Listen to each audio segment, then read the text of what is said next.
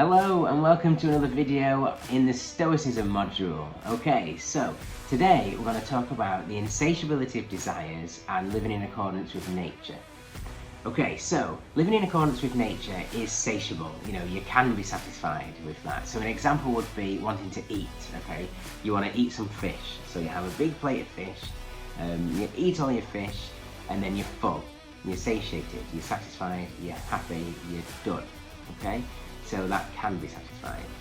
An unnatural desire, an example that would be, say you buy a flat, okay, and then you live in your flat, you really like your flat, and then you adapted to your flat. There's a thing called hedonic adaptation, so you become adapted to it, you're used to it, so then you want a bigger flat, okay, and then you want a house, then you want a bigger house, and then you adapted to your massive house, then you want a mansion, then you want a castle, then you want an island.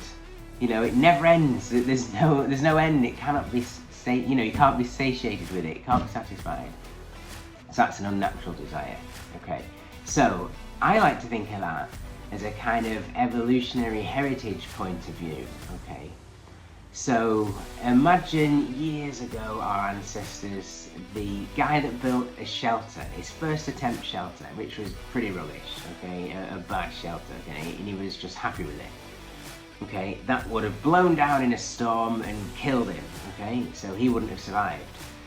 The guy that built a really strong shelter, but wasn't strong enough, now wants a stronger shelter, then a bigger shelter, then an even stronger shelter after that.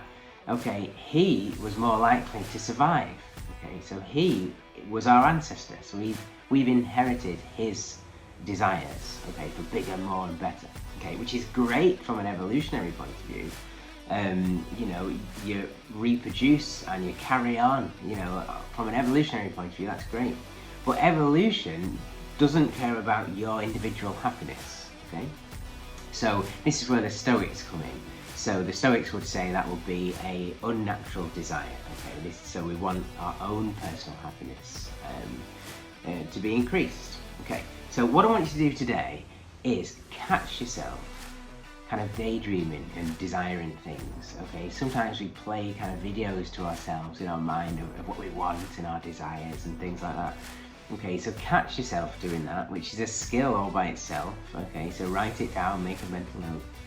And then write down if you think that's a natural desire and can be satiated, or an unnatural desire and will never be satiated. You can never be happy with that, okay? Never get to an end point, okay? It'd be really interesting to know kind of what you write down, and interesting for you to go, oh yeah, that I'll never be happy going down that route. It's a really clear way of thinking, and it's very objective and it's very rational. So it's a great exercise to do. Okay, and as always, I want you to nominate somebody to do the Clear Mind Challenge.